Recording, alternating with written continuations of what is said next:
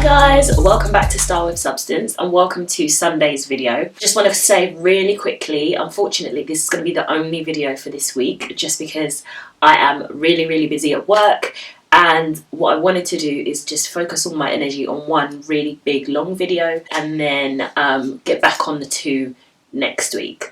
So today I'm going to be talking all about how to find yourself, going through identity crises and just figuring out life from an inward perspective. So if that sounds like the kind of thing that you're interested in and you're at a point in your life where you really want to redefine who it is that you are or really get an initial understanding of who you are, then please keep watching. So this is kind of an interesting video topic, right? Because I think that a lot of my viewers are probably between the ages of 18 upwards.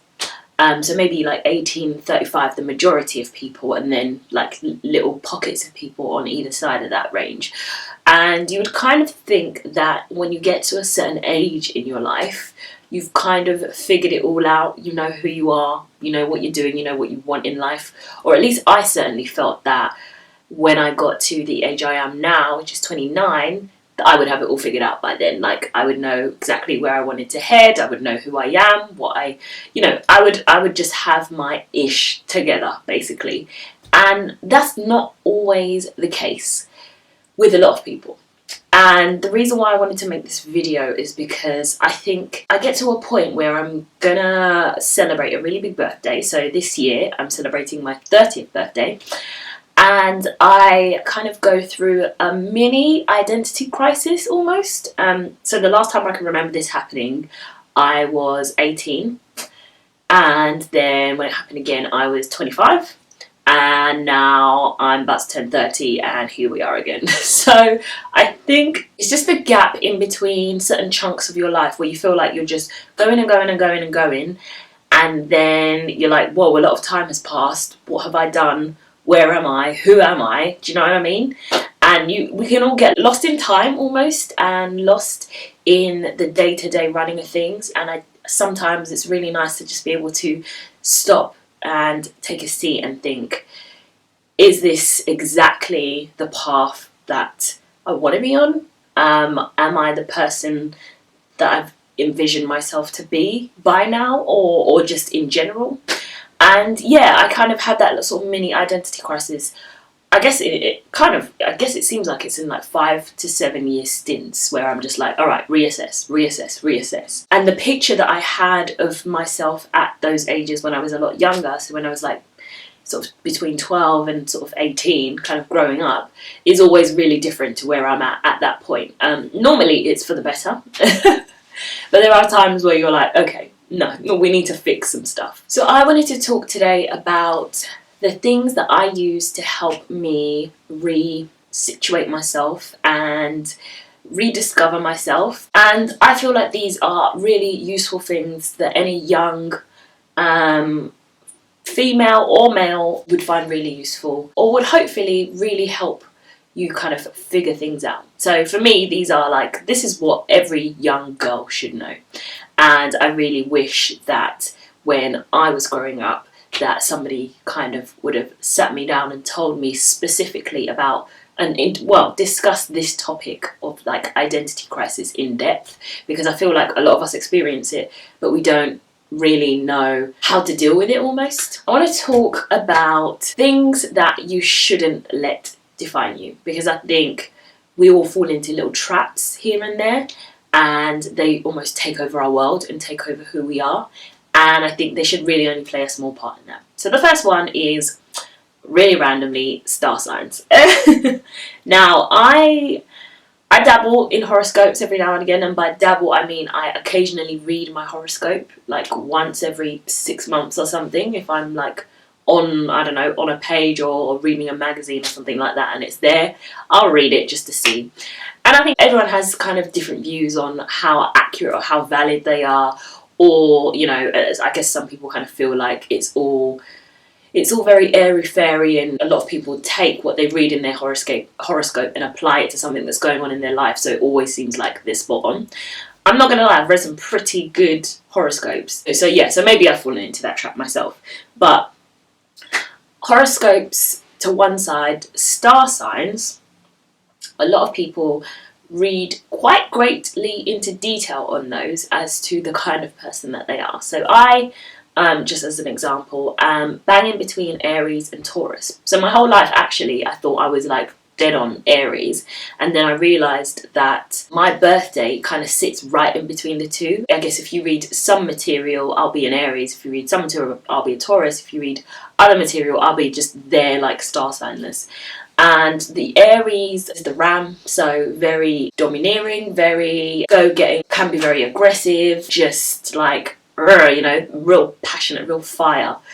Which, if you guys watch my videos, you're probably thinking, no. But there is a part of my personality that is very, very, very subconscious level, very deep within there. I haven't even uncovered that part of me yet. That very much speaks to the Aries personality, which is why a lot of my life I was a bit confused, because I was like, I'm not like a typical Aries, I don't think. But depending on who I speak to, they see that in me. So there is that. There is, you know, people seeing things in you that you don't necessarily see in yourself. So I guess that's just kind of sitting there simmering at the bottom. And then on the Taurus side, I think they're generally just quite easygoing, relaxed. I think like kind of caring. And I think that's sort of me. That's the me that I know. Or that's the me that I feel more comfortable with, if you know what I mean. And the reason why I make this point, or why I bring this topic up, is because I think for a while I read a lot of that stuff and I felt like I was going through a crisis in that I didn't match up to that personality, but at the same time some people saw that within me. So it just kind of threw me off a little bit. I wouldn't say that it kind of took over my whole life or anything, but anytime somebody would ask me about my star sign, I'd be like, Aries, but I'm not a typical Aries, and then some people would be like, but you are. So it was all really confusing. So I make that point to say that your star sign or your horoscope or when you were born should not be the only deciding factor as to who you are. Yes, it can help to talk to certain parts of your personality, because you know, I guess there's some science around that, I don't know, and sometimes it's quite correct, but at the same time I think what we allow that to be is a self-fulfilling prophecy. So if you read your star sign and it says, oh, if you read your horoscope, it says, oh, you're an Aries, so you should be like this and like this and like this, I feel like we often, there's a danger of almost trying to live in that kind of way or be that kind of person just to sort of match up to that. And I didn't. So I think that's where I sort of helped myself a little bit. Like I was like, no, that's really not me as a person. Don't get me wrong, like I would love to embrace the more passionate and like go-getter and aggressive side of my personality. Aggressive, like not in the physical sense, but just like very strong. But it doesn't come naturally to me. However, the older I get, I think the more comfortable I feel to really assert myself in certain situations. Then the other thing that I think is dangerous to let define you is relationships. And this is friendships, romantic relationships, your relationships with your family. I think that the people in your life and the relationships that you have with them, as much as they do play a big part in the person you become, often people are put in your life for a certain reason, and that reason is not necessarily to define you, but to maybe pull out certain parts of your personality that you might not have ever explored. Maybe I'll give you an example. So I have a really good friend, Karen. You guys know her. She's kind of been on my channel quite a bit. And when I met her, I was very, I'd say personality-wise, I was quite rigid, very like everything has to be in a set way, very inflexible, I would also say. And I think if things kind of didn't go the way that I wanted them to go, it was always something that I just was very uncomfortable with. But when I met her and we lived together, we did a placement together, and you know, I left London, lived in Reading for a year, and just really like, you know, let go. It was a completely different side of me that I'd never seen before and that I really liked. I think that is the purpose that she played in my life, or friends like her had in my life. So I was able to kind of awaken a more free spirit within me.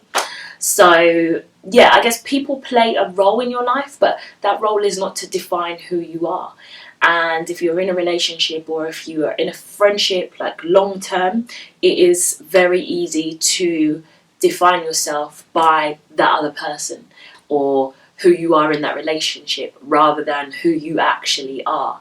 And especially with life, I think we lean a lot on our relationships because life is hard, generally speaking.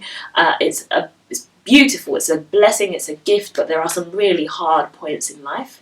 And I think the emphasis that we put on leaning on our friends and family sometimes manifests itself in that we only know who we are when we're with those people because we are with those people a lot. And while that might be a good thing because sometimes, you are the best version of yourself in a relationship or in a friendship, that might not be the most authentic version of yourself in some cases, or that might not be the best version of yourself in the case of some relationships or friendships. So be very careful about the role that your relationships play in defining who you are. Ultimately, you go into any friendship or any relationship as a whole person, and that is the person that you should be throughout. Yes, there is compromise, and yes, there is an element, I know, of toning down certain parts of who you are because it might help the situation that you're in work better. But I think ultimately, at the end of all of it, you should always be true to who you are, because if you're not, that becomes a struggle, and that is where cracks begin to show. So there's that. Then there is the age-old question of, what do you do? Whenever we first meet people, that is one of the first questions we ask. What do you do for a living? Or what do you study at the moment if the person's a student? And because we work and we spend most of our waking hours at work or at university or school or whatever, it very much takes that majority share of our day and of our lives, and therefore who we think we are. And I think that this was a particularly difficult thing for me when I was trying to figure out what I wanted to do at university, actually, and A-level also. Because at that point you have to know, okay, what do I really enjoy? What do I want to be when I'm older? Like, you really have to make some really fast decisions about the rest of your life in almost an instant. And those decisions, without realising, really define the course of your life, especially when you're picking what to study, if you're doing higher education, or what career field to go into. And I think a lot of us get so caught up in our work and in our studies that we forget why we're even doing it or what even made us fall in love with that industry or subject in the first place. And if you do really get ingrained in it and you love what you do, and then you get to a point in your career or your life of study where you're like, I don't really enjoy this anymore, you kind of feel like you're at a loss because you have said to yourself for the whole of your life, this is what I should be doing, this is what I should be doing. And then when you get to a point where you don't enjoy it, you're like, I haven't thought about whatever else I could be doing with my life. So who am I? Where do I start? You almost feel like everything is stripped back, and it can be quite an exposing feeling. So I think always be careful with your work, with what you do work-wise or what you study, and don't let it speak for who you are as a person. At the end of the day, it's only what you do. I always say it's advisable to be passionate about what you do for work, but work should only take up a third of your life. There are two other thirds that play a big part. So work is only what you do, it's not who you are. Like, I work in marketing. Some of the concepts of marketing and the idea behind it, I struggle with, to be honest, because I think that ultimately if somebody really wants something, they should just go out and get it. And it shouldn't always be a process of trying to persuade people to have things that they don't want. I'm not saying that that's what marketing is, but there are certain elements of like advertising that are very much positioning things so that you want them even though you don't really need them. And that's something I've struggled with. But ultimately, I've been able to now separate what I do for work to who I am. And I feel like I'm in a really good place with that. From a work-life balance perspective, I've just started a new job, as you guys know, so struggling there. But but ultimately, you have to leave your work at work and, leave your home at home. Sometimes the two do mix because we spend so much time in the office with our colleagues, but I think keeping the two separate is a very safe place for being true and being your authentic self. Then there is, you know, where you were born or where you grew up. My family was never like rich or like minted. I didn't grow up in a mansion or anything like that. I come from very humble beginnings, and I'm very grateful for the role that that's played in my life, because I appreciate a lot of things a lot more. But I think a lot of the time, what I saw growing up was the fact that there were people who I grew up in the same area as, but just happened to go to a different school to, who very much felt like they could only expect a certain kind of life or a certain quality of life in some cases because of where we had all grown up. And I think that if I had let where I grew up or where I was born define who I am, I probably wouldn't have gotten to the point where I am at now in my life. And that's not to say that if you come from really affluent beginnings, or, you know, if you grow up, you know, with money in your family, that the same case is not there. I think it works both ways. I think if you grow up in a certain environment, or you're born into a certain environment or family, you often feel like, okay, well, this is the life I should be living. But where do you feel most comfortable or at home? And there is always going to be a sort of alien feeling if you're kind of stepping into a new environment. But I think if you let yourself kind of ride past that feeling and get to the point where you're like, okay, I am living this life and I'm enjoying it, then you might surprise yourself. So where you were born, or where you grew up, or kind of neighborhood you lived in, or, you know, how much money your parents had or didn't have, should not define who you are as a person, because ultimately you're here to tread your own path in life, make your own choices and take your own direction. So there's that. Interestingly enough, so I did a personality test. I've done two actually in a very short space of time. So I did an OPQ test, and then I just did, I think it's called the 16 personalities or something like that. I'll leave a link to it down below. It was really good. And that was interesting. Sometimes if you're wanting to see something from your character and you see it in a personality test, it can be quite helpful in sort of guiding you towards that. So I'm not saying take a personality test that's going to tell you who you are, but I think it can open up some clues. In the same way that everything I've said so far can also leave clues. The people in your life, where you've grown up, what you do for work, your star sign, all of those things can help leave clues to who you are. But I think the best way of figuring out who you are is to take some time, get out of your normal environment, and be at peace with yourself.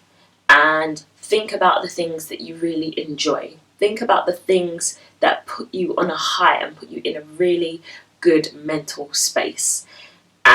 Who are you doing those things with? Like, who are you with? What are you doing?